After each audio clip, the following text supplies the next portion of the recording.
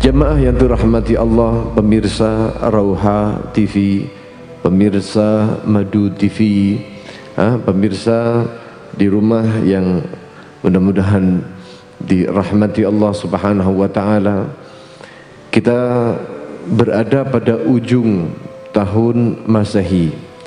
Berada pada ujung tahun Masehi yang artinya setiap tahun kita bisa saksikan bagaimana masyarakat kita, bagaimana bahkan keluarga kita yang setiap tahunnya mereka gunakan ujung tahun itu sebagai syahid, sebagai saksi akan kemaksiatan-kemaksiatan yang mereka lakukan, bahkan kadang-kadang keterpautan kita dengan agama lain, mengikutinya kita terhadap apa yang menjadi kebiasaan-kebiasaan mereka. Fal'iyadzubillahi min dzalik.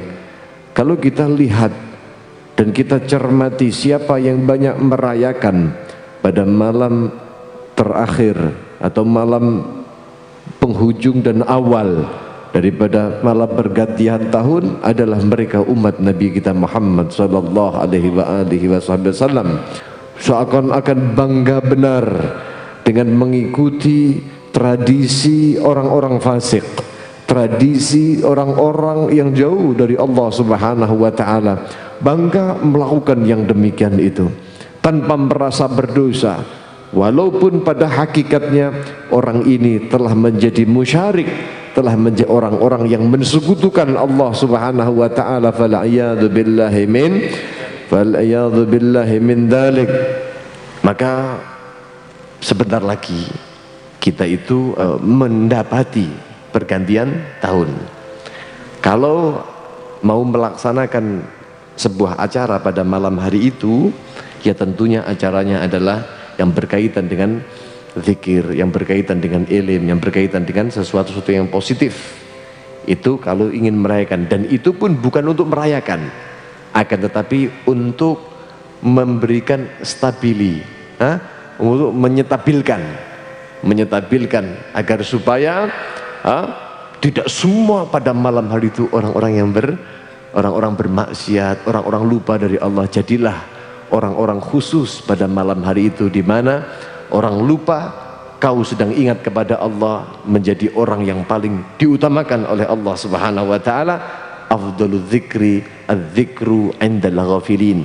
Paling utamanya ingat kita kepada Allah adalah ingat kita ketika di tengah manusia yang sedang lupa kepada Allah Subhanahu wa taala. Dan jangan ikut di dalam sebuah kemaksiatan di malam hari itu.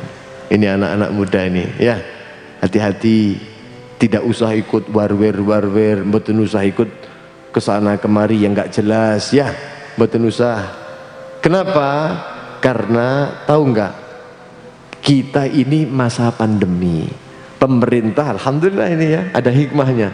Kayaknya sekarang konser-konser nggak ada, kemaksiatan kayaknya nggak ada, yang difasilitasi oleh yang tidak difasilitasi oleh pemerintah, ya tentunya wallahu alam.